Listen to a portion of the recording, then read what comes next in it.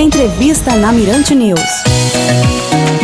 Bom, eu recebo aqui no estúdio da Mirante News FM 104,1 o secretário de Estado da Saúde, o secretário Tiago Fernandes, que vai conversar com a gente, fazer uma espécie de balanço, né, desse ano de 2025 na área da saúde. Secretário, antes de mais nada, muito bom dia, obrigado pela gentileza de estar aqui com a gente. Bom dia a todos os ouvintes da Rádio Mirante News, aqui no programa Ponto Final, com o nosso amigo Jorge Aragão. Estamos aqui para a gente prestar esclarecimentos, né, sobre todas as ações que foram realizadas em 2025, os desafios, né, os gargalos que a gente enfrenta nessa grande política pública de saúde que alcança a maioria dos brasileiros e, consequentemente, maranhenses e também os munícipes dos 217 municípios. Secretário, dá para, assim, dentro dos avanços que a gente teve, dá para pensar, assim, uma área, dizer assim, um segmento, olha, aqui eu achei que a gente mais avançou, e também aonde a gente poderia ter avançado mais, que a gente ficou ainda, não conseguiu avançar tanto. Dá para fazer esse balanço? Dá sim, Jorge. Eu me cobro muito, né? Cobro muito a equipe sobre os avanços. Eu digo que a gente teve um ano bem conectado, bem estruturado. Eu acho que o ano de 2025, a palavra equilíbrio, ela pode resumir muito bem as ações e os vindouros que essa equipe teve ao longo desses últimos 12 meses.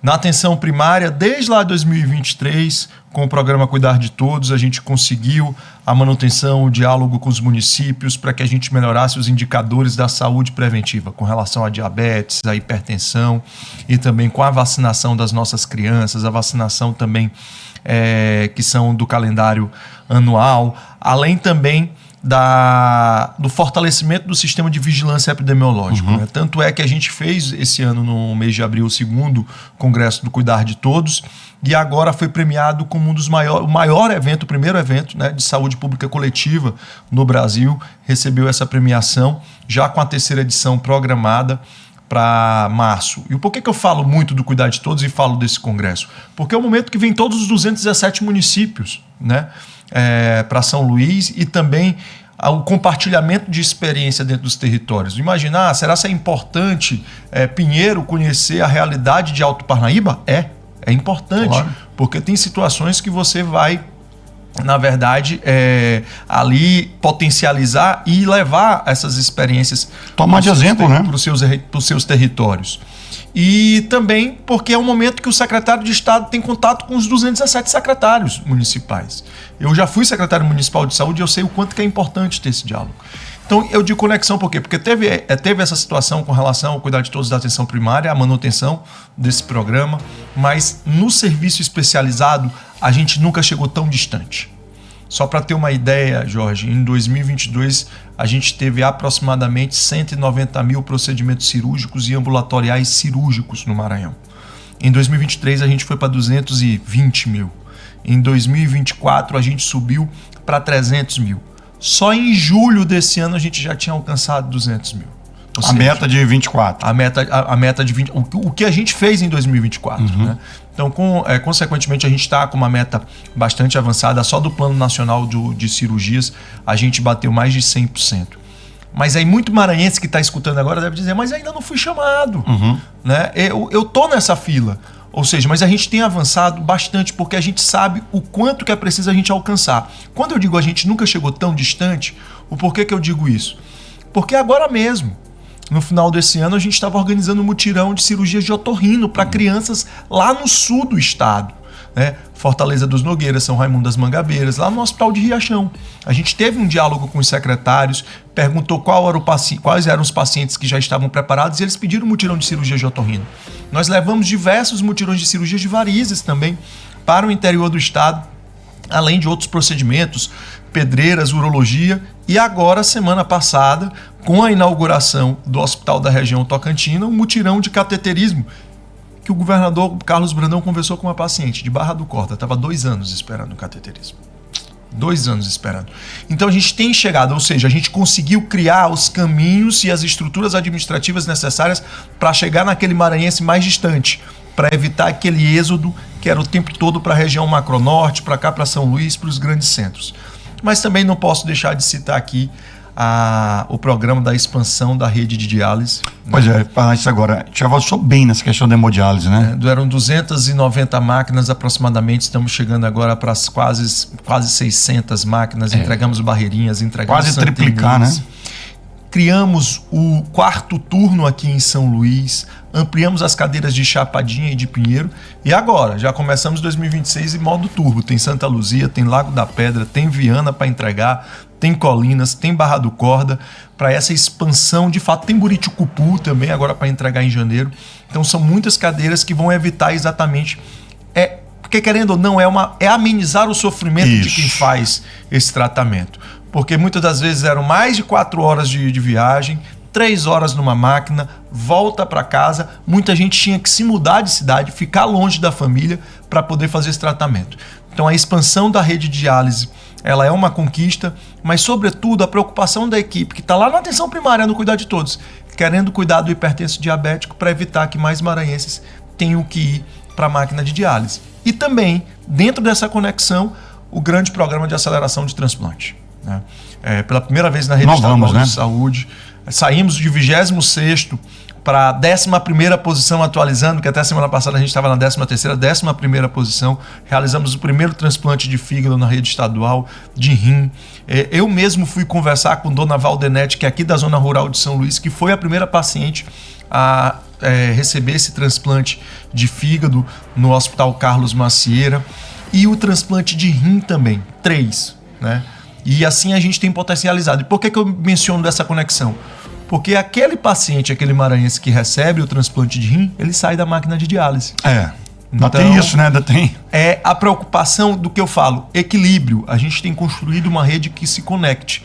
É claro que ainda tem os gargalos, nem tudo são confetes, tem muitos desafios, porque a saúde pública é desafio diariamente. Mas o olhar dessa equipe hoje da Secretaria de Estado da Saúde por uma visão das 3 macro-regiões de saúde, entendendo aonde tem os gargalos, mas aonde a gente conseguiu bastante avançar, e tem que parabenizar essa equipe atual. O LACEN também avançou bem, né? A questão do laboratório. A gente conseguiu o certificado nacional com relação aos exames da raiva, também avanços também em exames laboratoriais moleculares, certificações internacionais também. E agora a gente parte para um próximo passo importantíssimo, que se a gente potencializou o nosso Instituto Oswaldo Cruz, que é o LACEN aqui, é levar o Instituto Oswaldo Cruz para o interior do estado. E a gente agora está com o planejamento já pronto e vamos começar a executar agora em 2026, que é exatamente os laboratórios centrais do nosso Instituto Oswaldo Cruz, descentralizado nas nossas unidades regionais de saúde. Agora, e essa questão, secretário, das campanhas de vacinação? A gente tem percebido que a gente alcançou a meta que estava estabelecida? Algumas vacinas, sim, a gente conseguiu essa meta. O que eu acho que a gente conseguiu chegar de novo é o sentimento de quebrar a desinformação. Muitos pais, por exemplo, vacina da bronquiolite, muitas gestantes. É uma vacina, uma conquista histórica para o SUS.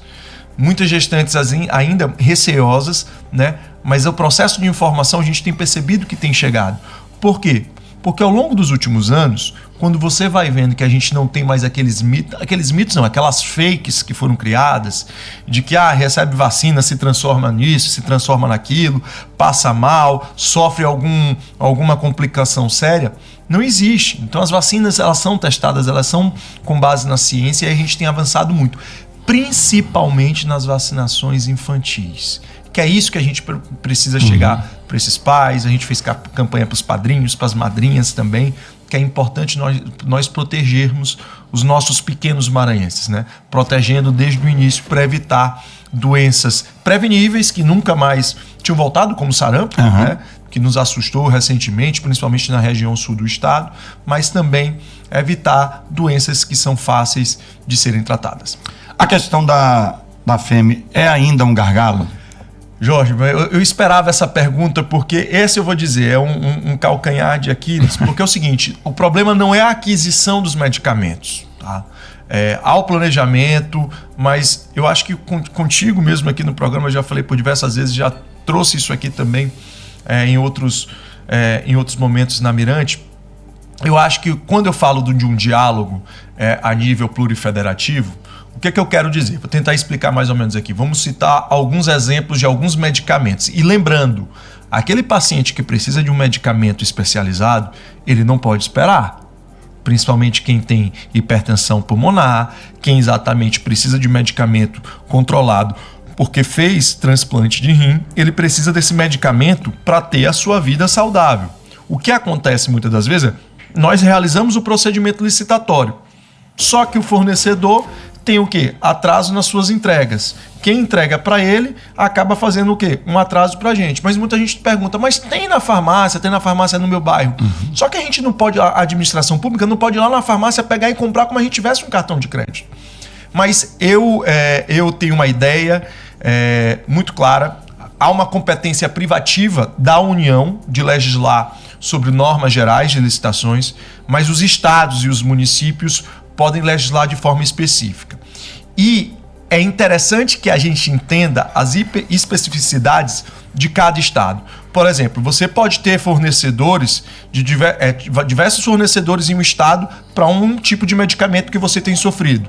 Mas você pode ter numa situação de um estado que você só tem 1 ou 2 fornecedores que têm aquisição ou que têm patente para adquirir esse medicamento.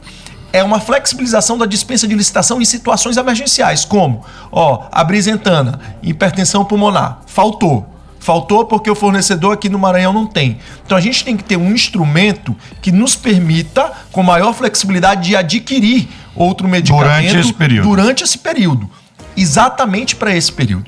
Então por que eu digo isso? Porque penso que o caminho, né, é exatamente trabalhar nessas legislações concorrentes em relação às normas gerais de licitações para que a gente possa flexibilizar. Não é flexibilizar o objeto geral, é flexibilizar em situações como essas. Na maioria das vezes, os medicamentos que nós tivemos problema, olha só, são tanto de componente da União como do Estado. Imagina só, a União faz a aquisição de um medicamento X para os 26 estados da federação. Uhum. Se ela tem um problema, os 26 estados da federação vão ser atingidos. E a outra situação é um debate que tem acontecido a nível de CONAS, do Conselho Nacional de Secretários de Estado da Saúde, por exemplo. Para determinada enfermidade, só existe uma medicação desenhada pelo protocolo clínico do Ministério da Saúde. E muitas das vezes esse protocolo clínico diz que só um laboratório fornece essa medicação a nível nacional.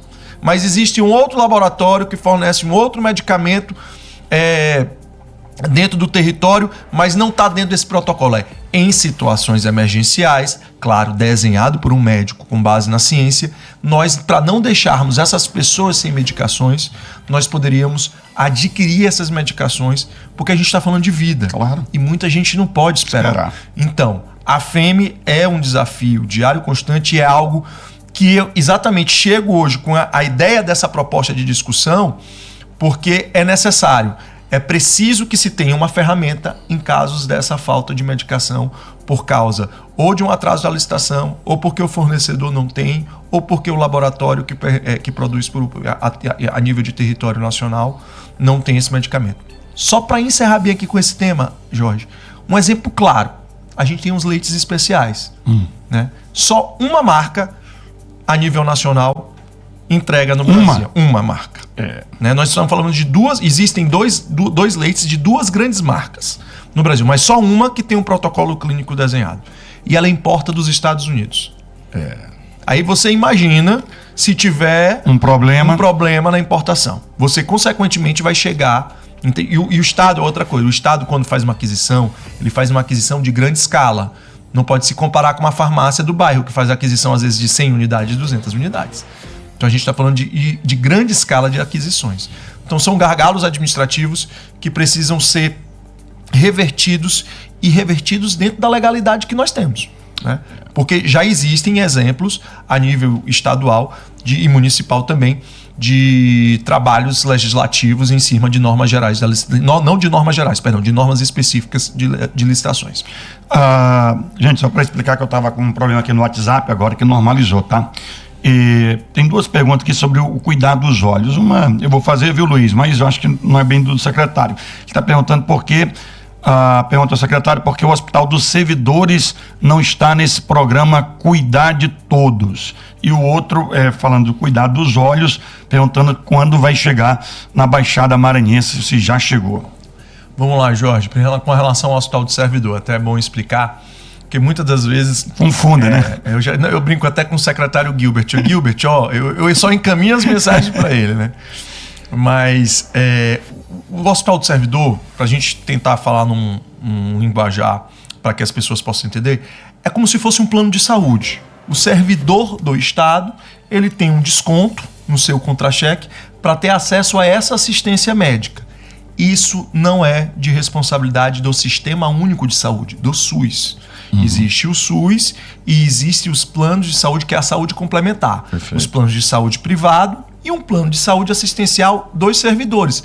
Não somente do Maranhão, mas como em vários estados. Então, o Hospital do Servidor, ele não é de gestão da Secretaria Estadual de Saúde, mas da Secretaria Estadual de Administração. Mas o cuidar de todos é a saúde preventiva, né? E tem já, eu sei que o Gilbert trabalha isso, que é o bem-estar que tem lá para os servidores. E com relação ao cuidar dos olhos, é quando chega na Baixada. Né? Nós já chegamos em Pinheiros, chegamos em Central do Maranhão, chegamos em Cururupu, chegamos também em Bequimão, chegamos em Mirinzal, nós chegamos em Santa Helena, e é importante saber qual a cidade, porque a nossa missão é chegar nas 217 cidades. Para ter uma ideia, já foram quase 400 mil atendimentos, mais de quase 160 mil óculos entregues de forma gratuita e quase 50 mil cirurgias de catarata e pterígio. Só um exemplo bem aqui, Jorge, acho que foi no dia 19 de dezembro, eu estive junto com o governador Carlos Brandão e a primeira-dama Larissa na maternidade de alta complexidade lançando o Maranhão Acolhe. E tinha uma gestante de gêmeos. Eu lembro até o nome, eu não lembro o nome da gestante, mas eu lembro dos dois nomes dos gêmeos. Era o Enzo e... me esqueci agora, outro nome italiano. Acho que não sei se era o Benício. Lenzo e Benício. E na mesma hora, uma gestante, era acho que uma mulher jovem. Na mesma hora que eu olhei para ela, eu disse, o hábito tá tão grande que eu disse: tu tem necessidade de fazer cirurgia de pterígio. Eu já fui olhando o olho dela. Então, assim, tem muita gente, a gente não tem noção, mas tem muita gente, em especial jovem. Eu vou lembrar de um caso aqui que me criou assim, eu olhei, eu disse, não é possível, eu vou lá falar. Eu estive em São João do Paraíso. Para quem não sabe, São João do Paraíso é lá próximo de Imperatriz, 1h30 mais ou menos. E aí eu conversei com um flamenguista chamado Esaú, né? Acho que ele tem em torno de 12, 13 anos. E eu perguntei, tu vai operar? Ele disse, vou. Eu disse, de quê? Eu disse, de catarata. Caraca. Catarata congênita, Jorge. Caraca. E aí, depois disso, teve uma mãe que chegou na minha rede social e disse, eu perdi meu filho, Heitor, por um câncer ocular. Então, tenta fazer com que esse programa Cuidar dos Olhos chegue ainda mais no interior do estado. E é verdade, porque em cada cidade a gente tem uma realidade diferente. E o Esaú, e depois eu conversei com o médico que estava responsável por aquele mutirão, ele me explicando, Thiago, cada vez mais a gente tem casos de cataratas congênitas e principalmente em jovens e em crianças. Ou seja, olha a importância desse programa chegar hoje para fora de São Luís, chegar nas outras cidades do interior do estado. O Edman está perguntando aqui, secretário, um problema que ao longo do tempo sempre teve, acho que de fato piorou com a questão da pandemia, a fila de pacientes de espera para cirurgias. Ele está perguntando se a secretaria tem feito mutirões para reduzir essa fila. Sim, nós ao longo desses últimos 4 anos, a gente alcançou essa marca de mais de 1.100.000 procedimentos cirúrgicos e procedimentos ambulatoriais cirúrgicos também. E às vezes é preciso que a gente compreenda que esse paciente diz, eu estou na fila, né? E a gente precisa saber, mas na fila da onde?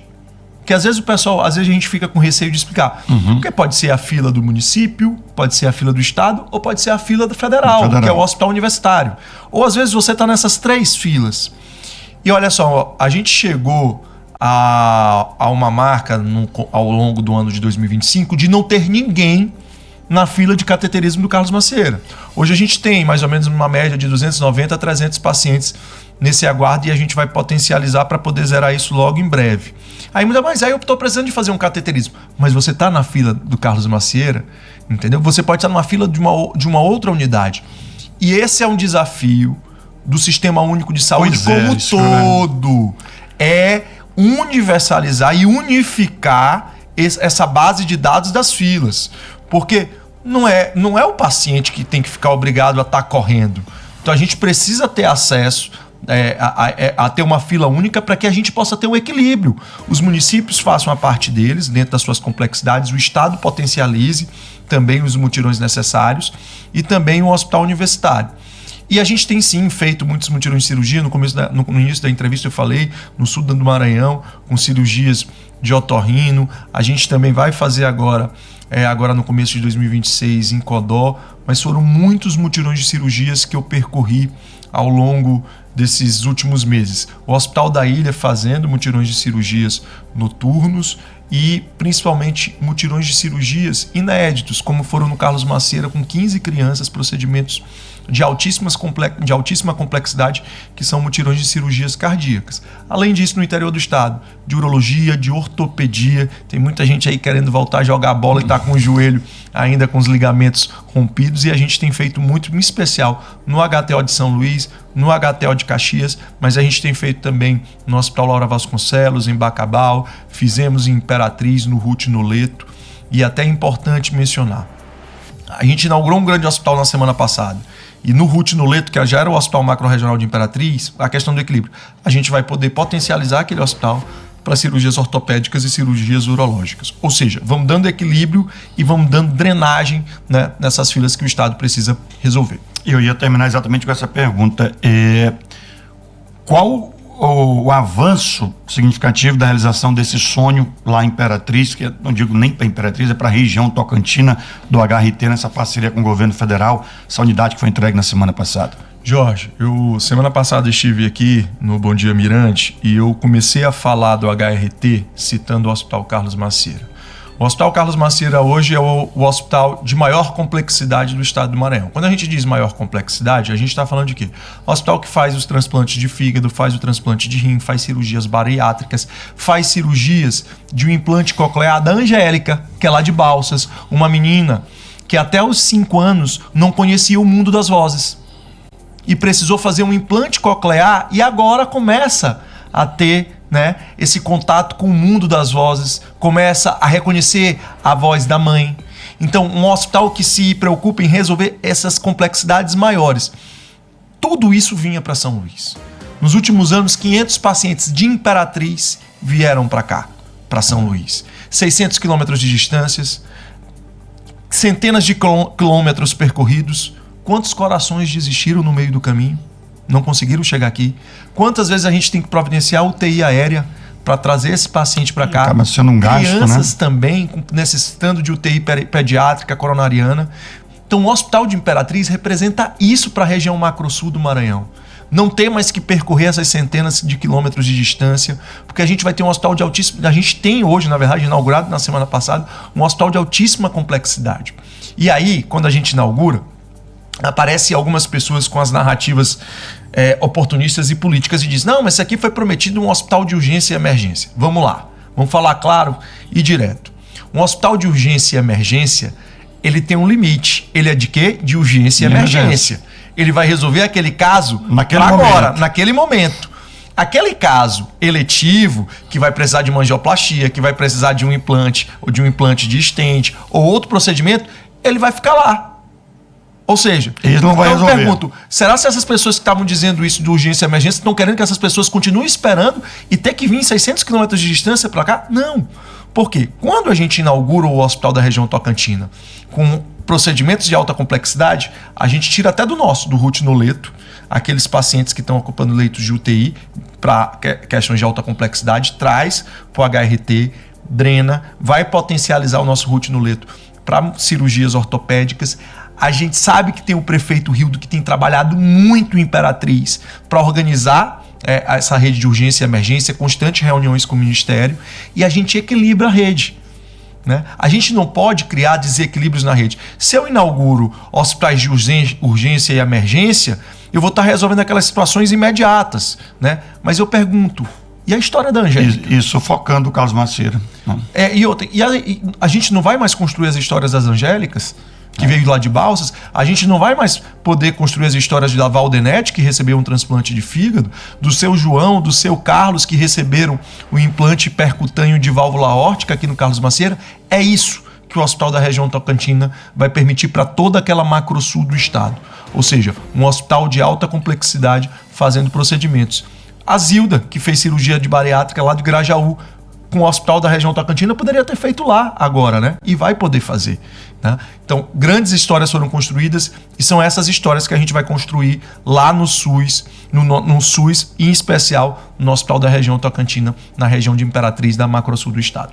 Secretário Tiago Fernandes, queria lhe agradecer você ter vindo aqui conversando com a gente, fazer esse balanço desse ano de 2025 na área de saúde. Desejar logo feliz ano novo, né? Que seja um ano de muita paz, prosperidade, que a gente continue avançando na saúde do Maranhão. O povo precisa, o povo quer. Jorge, eu que agradeço a todos os ouvintes, tenho a certeza que eu conduzo um órgão importantíssimo que conduz talvez a política pública mais importante do país, que é a política de saúde, mas a alegria e a segurança que eu tenho é que eu tenho uma grande equipe técnica, responsável e que a cada decisão que toma é com base em dados epidemiológicos. Tem muitos caminhos a serem percorridos? Tem. Mas a gente já sabe o caminho e tem a segurança de como percorrer. Agradeço, desejo a todos que estão nos escutando um feliz 2026, de muita paz, saúde, vitórias, e a todos vocês aqui da Rádio Mirante News também agradecer pelo espaço para a gente estar sempre prestando os esclarecimentos e a transparência que todo cidadão maranhense precisa. É isso, conversamos com o secretário de Saúde do Estado do Maranhão, o secretário Tiago Fernandes, 9h01 na capital do Maranhão. ZYR 138, Rádio Mirante News FM, 104,1. 40 kW.